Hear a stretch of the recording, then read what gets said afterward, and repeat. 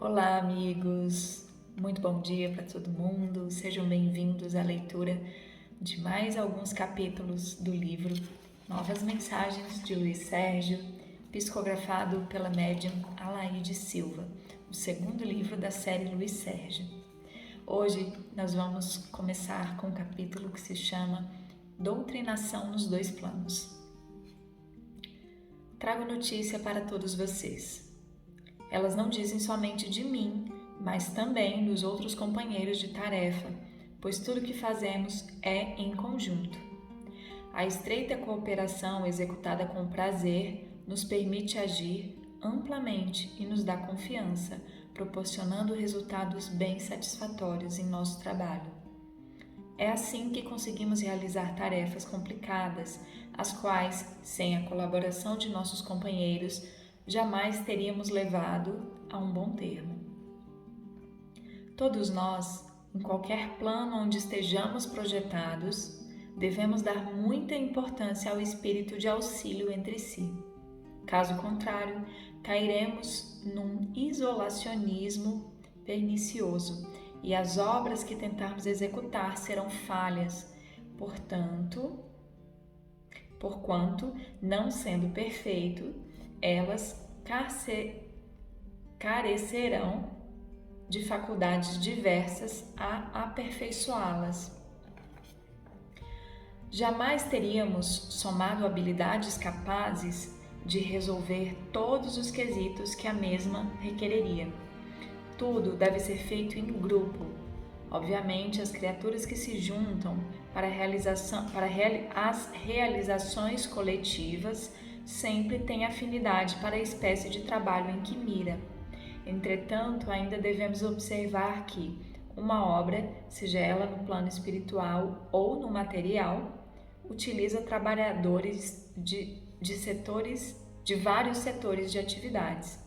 Então, ele está querendo dizer que juntas, as pessoas envolvidas em uma obra de caridade, por exemplo, tá? Falando aqui do nosso plano físico. Cada um tem uma habilidade, né? Vamos supor que seja uma obra assistencial para entregar cestas básicas, tá? Então, um tem habilidade para angariar fundos, um tem habilidade para montar as cestas ou para comprar as cestas básicas, outro tem habilidade para dirigir, para botar essas cestas num carro, num caminhão, outros para entregar. Então, cada um ali na sua função, né? Porque sozinho, talvez eu seja muito boa na matemática, lá na administração do dinheiro, mas não sou boa para angariar os fundos, né? Para estar à frente ali. Então é isso que ele está querendo dizer, da importância do trabalho coletivo, porque somando as forças, essa soma de habilidade aperfeiçoa o trabalho. Vamos continuar aqui. E ele diz, exemplificando, na construção de um prédio, usamos desde o assentador de tijolo e fazedor de massa até o engenheiro que projeta a obra. No entanto, a meta comum, nesse exemplo, é a construção do prédio. No plano espiritual, também se torna necessário que os irmãos colaboradores tenham o mesmo objetivo, que no caso é o de nossa crença cristã e o auxílio ao próximo. Cristã, emprego aqui no sentido que usamos, é o conjunto de sentimentos e a sequência de procedimentos que nos identificam como seguidores do nosso Cristo planetário. Pode ser incluída nesse grupo qualquer criatura, independentemente da igreja ou filosofia que adote, mas que tenha necessariamente desenvolvido em seu interior a capacidade de servir ao seu próximo dentro da lei eterna do Criador. Não se pergunta a ninguém qual a crença que professou na Terra, mas pesa na avaliação do ser o procedimento em relação a si e ao próximo. Expresso-me assim porque é muito mais difícil podermos contar com o auxílio de criaturas que não guardem interiormente o sentimento de amor fraterno. Então, é interessante ele dizer, né, que não importa qual era a crença da pessoa na Terra. As pessoas pensam que todo mundo morre se entende como espírito e passa a crer no espiritismo, e não é bem assim, tá? Quando se morre, vamos dizer assim, ainda que se tenha um olhar mais ampliado da questão como todo, do espírito além da matéria, né, ou da vida além da matéria, a pessoa ainda pode guardar a sua fé. Então é isso que ele está dizendo, não importa qual fé a pessoa teve em vida ou ainda mantenha, tá? O importante é que ela tenha essa cristandade dentro de si, ou seja, fazer pelo outro, se entregar, servir, um bem maior. Vamos continuar. Se porventura fôssemos aceitar a colaboração de espíritos trevosos, consequentemente a tarefa de caridade pela qual nos empenhássemos seria desvirtuada nos seus amplos efeitos. Ainda exemplificando, se tivéssemos que solucionar uma querela entre irmãos com a ajuda de um espírito ainda não imbuído de sentimentos fraternais, este poderia tomar partido por um ou outro, como também empregar métodos violentos, impregnados de ira, prejudicando o bom andamento do processo evolutivo dos contendores. Numa palavra, não saberia apaziguar. Então imagina, tem um grupo reunido ali, de repente um tem uma ideia, outro outra, e precisa de alguém ali pacífico. E aí tem um irmão, se eles convidassem um irmão não muito imbuído do serviço ao próximo, como ele colocou, às vezes esse irmão não ia saber apaziguar, não ia ser político, polido, né? Às vezes se fosse um irmão que fizesse surgir esse movimento de ira, né? É isso que ele está querendo dizer aqui. Então, que até lá no plano astral as pessoas fazem grupinhos para trabalhos específicos e elas podem ter visões diferentes e precisa de pessoas nestes grupos movidos do mesmo sentimento, o amor ao Cristo e o desejo de servir, de crescer. Pois bem, todos nós atualmente somos um grupo bem grande de mensageiros encarregados da vigilância dos espíritos reencarnados que saíram de nossa colônia para nova experiência. Também verificamos o estado daqueles que partem da Terra e merecem voltar para o nosso lado. O desencarne, porém, ainda não nos foi confiado. O nascimento de um companheiro na Terra é sempre rodeado por um grupo de amigos que, com ele, conviveram antes. Olha que coisa mais linda!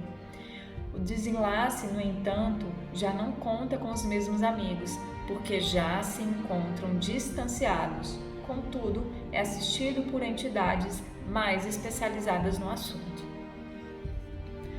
No mundo dos espíritos, fazemos também como no orbe terreno. Esperamos a volta de nossos amigos, com nossa casa em festa. Não vamos buscá-los em suas residências. Aguardamos a chegada, deixando o trajeto ao encargo dos condutores experienciados, capazes de protegê-los dos perigos da longa caminhada. Então vejam, aqui ele está falando do desencarne dessas pessoas, tá? Minha tarefa atual é levar grupos de espíritos às reuniões espíritas realizadas na Terra. Olha que coisa legal que a Luiz Sérgio fazia. Essas sessões nem sempre são dirigidas por mentores encarnados. Em muitos lugares apropriados, reúnem-se irmãos espirituais para ministrar ensinamentos a espíritos ainda não desligados da crosta e que prezam o convívio com os encarnados. Um centro espírita para espíritos, melhor dizendo. Quando na Terra tudo se aquieta e seus moradores descansam, agrupam-se os irmãos desejosos de aprender algo sobre seu estado e, sob a orientação de um mentor, são levados ao aprendizado genérico dos principais itens do conhecimento das leis que regem os espíritos e das práticas que lhes são convenientes. Muitos aprendem assim e até encarnados, e não se estranha quando dos grupos de espíritos desligados do corpo pelo sono acorrem também ao local, ávidos por receberem ensinamentos. Então, o que ele falou? Que tem esses grupos de estudo de mentores espirituais desencarnados para os desencarnados que ainda estão aqui na crosta terrestre, ligados ainda de alguma forma aos seus entes queridos ou por algum motivo, e também de encarnados que desdobrados vão lá para estudar. Então, olha que bonito, reúnem-se em espírito as pessoas ali para estudar sobre as leis dos espíritos e tudo que for importante nesse sentido. Forma-se uma pequena assembleia que recebe a influenciação do expositor da aula e muitas vezes passes reconfortantes aumentam-lhe as forças para reterem consigo as noções, aprendidas. Por incrível que pareça, eu acabei de me lembrar que eu participei de uma aula assim. Eu me lembro até sobre o que foi essa aula. Foi com um espírito que eu já conhecia.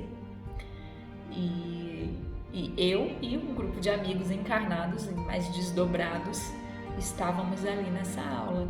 E não foi só eu que voltei para o corpo com a impressão da aula, não. Uma querida amiga, uma grande médium também. E foi assim que a gente descobriu que a gente passou a noite estudando. Foi muito bonito. Uma aula muito linda. A doutrinação feita no plano espiritual é mais rápida e eficiente, desde que o espírito deseje ouvir os ensinamentos, ou pelo menos atenda ao convite, mesmo sem se interessar pelo assunto. Depois, ele irá interessar-se. Não pense que o trabalho das reuniões dos encarnados é desnecessário ou improfícuo. Não, não é. Grande quantidade de irmãos jamais ouviriam nossa palavra, porém, sentem-se atraídos pela oração vibrante de um ser encarnado e acreditam mais nas palavras daquele que ainda não morreu e, segundo dizem, já sabe de todas essas coisas. Então, quando nós estamos em palestra, nas lives, não estamos sozinhos.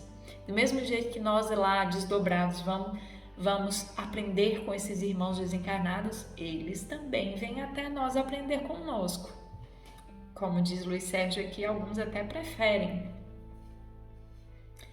Claro que aos poucos eles vão entendendo tudo e então tornam-se estudiosos companheiros de luta em prol de sua própria evolução. Os centros de trabalho espirituais são oficinas onde se dá o primeiro burilamento nos espíritos em evolução, como são todos os que caminham nesse orbe. Unem-se encarnados e desencarnados nesses locais de trabalho, trocando habilidades e capacidades intelectuais e ainda poderíamos dizer força mútua, no afã de se esclarecerem e também de auxiliarem o seu próximo. Torno a deixar claro que a participação do elemento encarnado é de grande utilidade para a eficiência de resultados de certas tarefas que demandam a colaboração no plano físico. Os médiuns, principalmente, fornecem uma imensa carga magnética e fluídica, capaz de proporcionar meios aos espíritos benfeitores de operarem transformações vitais que, impregnando os pacientes necessitados, poderão trazer-lhes influências somáticas e perispirituais, de forma tal que o alívio de seus males causa espanto a quantos assistem pela primeira vez aos fenômenos. Entenderam? Vamos ler de novo essa partezinha. Os médiums, principalmente, fornecem uma imensa carga magnética e fluídica capaz de proporcionar meios aos espíritos benfeitores de operarem transformações vitais, impregnando os pacientes necessitados. Aqui ele está falando nos casos de cura, tá? Impregnando os pacientes necessitados.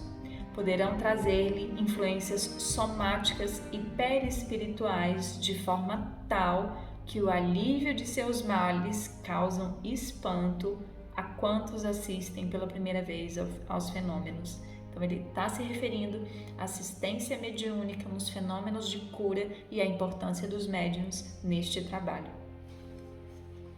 Só um vidente encarnado teria condições de presenciar o que realmente acontece aos espíritos. Os que não o forem, poderão imaginar somente a transformação do espírito sofredor comunicante, mas não saberão na realidade as maravilhas conseguidas pelo pequeno trabalho feito em uma reunião. É realmente muito lindo. Tudo isso entusiasma e nos incita ao aperfeiçoamento de nossos métodos, pois aqui somos quase milagrosos. Bonitinho, ele colocou milagrosos em aspas. Achamos engraçado quando ouvimos os comentários sobre os espíritos e as suas atuações no serviço do bem. A boa-fé e o respeito dos irmãos chegam a nos transformar quase em deuses. Como sabem, gosto de pesquisar e nada encaro como um mistério ou milagre.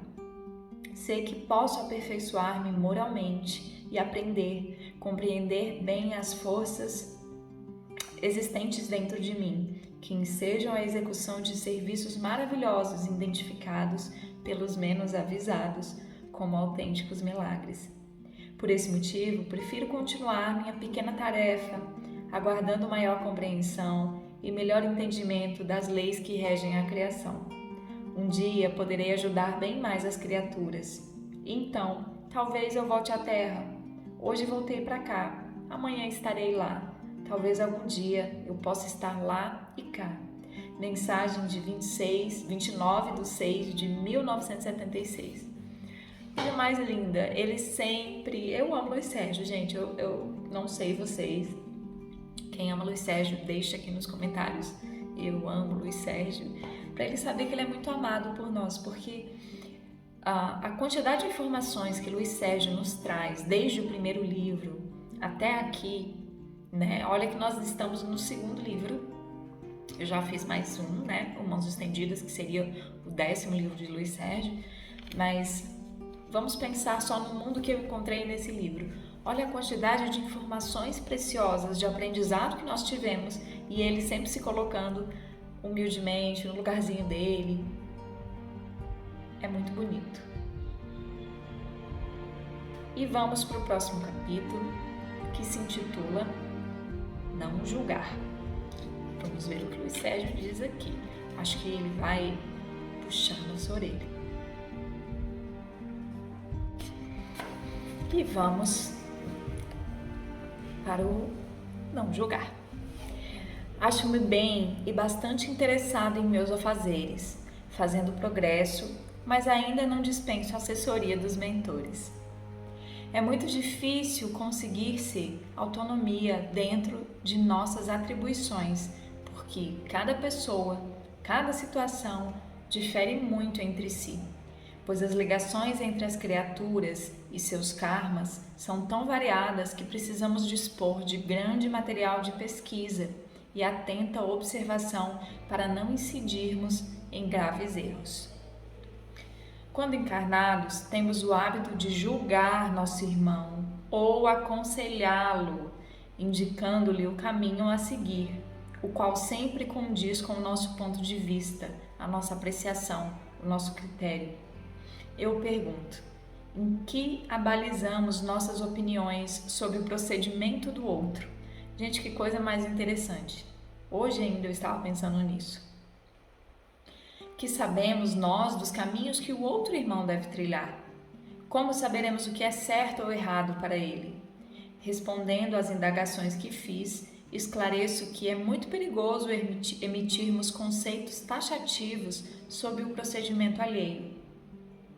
Vivendo-se no plano espiritual e cuidando dos irmãos necessitados, verificamos a diversidade de situações que nos é dada encontrar, embora, para o encarnado desavisado, os casos pareçam todos iguais e, portanto, passíveis de serem tratados por um mesmo processo. No entanto, não é assim que acontece. Cada pessoa é um caso à parte e temos que estudar cada um de perto, a fim de possibilitar um diagnóstico. É porque tem um errinho aqui ortográfico. Há muita semelhança entre os problemas kármicos, mas não há igualdade. Para se fazer um relatório apresentando as causas de uma anomalia em irmão encarnado, devemos possuir qualidades capazes de nos permitir fazer a leitura em sua mente dos fatos de sua vida pregressa, assim como de seus familiares. Então, estabelecendo relações de causa e efeito, podemos averiguar o porquê dos sintomas observados e então elaboramos um processo para ajudá-lo. Então aqui ele falou que não nos cabe julgar, aconselhar os nossos irmãos ainda encarnados, mesmo quando a gente acha que sabe qual é o melhor caminho, porque a gente fez ou porque é tudo receitinha de bolo, que não é. E aí ele começa a falar dos problemas kármicos enquanto desencarnados. Eu vou voltar um pouquinho. Há muita semelhança entre os problemas kármicos, mas não há igualdade. Então, por exemplo, todo mundo acha, fulano voltou com essa ou aquela doença porque ele morreu desta forma. Não é bem assim, não é uma receitinha de bolo, tá? Então, vou continuar lendo esse mesmo capítulo. Para se fazer esse mesmo parágrafo, desculpe. Para se fazer um relatório apresentando as causas de uma anomalia em irmão encarnado, devemos possuir qualidades capazes de nos permitir fazer a leitura em sua mente dos fatos de sua vida pregressa, assim como a de seus familiares. Então, estabelecemos relações de causa e efeito e podemos averiguar o porquê dos sintomas observados e então elaborarmos um processo para ajudá-lo.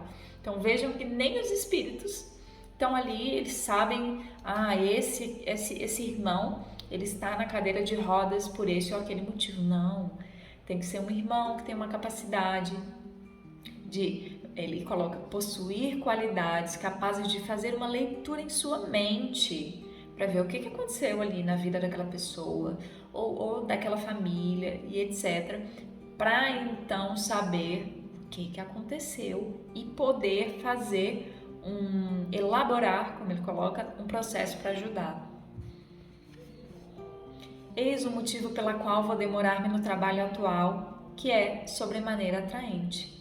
Tenho feito muitas pesquisas, o que me leva muitas vezes a penetrar em lugares estranhos, sombrios, prolongamento de residências de encarnado, onde permanecem espíritos que parecem ter perdido a vontade de agir e são como autômatos, fazendo aquilo que lhes é ordenado, mas sem raciocinar, para poderem emergir da ignorância e da escuridão. Olha que tristeza! Nesses lugares é que encontramos cenas deprimentes entre espíritos encarnados e desencarnados. Buscamos as causas dos sintomas que estamos querendo sanar e partimos sem nos intrometermos nas provas kármicas de cada um. Normalmente, somos inclinados a dar uma solução mais amena. Porém, como não agimos sem ser aconselhados pelo mentor, esse quase sempre desaprova nossa precipitação, dizendo frequentemente que o caminho onde as almas se retemperam é sem pressa e o tempo deve ser cumprido para que a criatura não esmoreça, encontrando-se exausta, tentando lutar. Então vejam, nem os espíritos se intrometem na nossa vida, nas nossas provas, nas nossas escolhas, porque nós temos o livre-arbítrio. Então eles aconselham à medida que eles podem e que eles têm autorização para tal, mas também ouvimos esse conselho se nós quisermos. Todas as coisas são aprendidas de forma invulgar, isto é, por métodos próprios dos mentores, os quais, além do conhecimento que possuem da espiritualidade, são portadores de faculdades muito desenvolvidas, o bastante para conseguirem ler na mente do necessitado o que nela existe, para depois discutirem o diagnóstico. Ninguém nos sugere pressa. Então, eles não chegam e já olham e já presumem, não. Eles fazem devagar, sem pressa, para não incorrerem em erros, né? O reerguimento das pessoas que se desequilibram também não é encargo fácil, pois urge que elas se reequilibrem para aí sim iniciar o aprendizado. Mensagem de 13/7/1976. E vamos terminar hoje por aqui. O próximo capítulo se chama Uniões na Terra e já estamos caminhando para o finalzinho do livro. Teremos aqui pouquíssimos encontros, ainda não sei quantos, mas poucos. Mas até agora tudo muito bom, tudo muito proveitoso e não sei vocês, mas eu acredito que assim como eu, estão aprendendo e gostando muito. Eu espero que vocês todos estejam muito bem e que vocês tenham um lindo fim de semana. Nos vemos na semana que vem. Fiquem com Deus.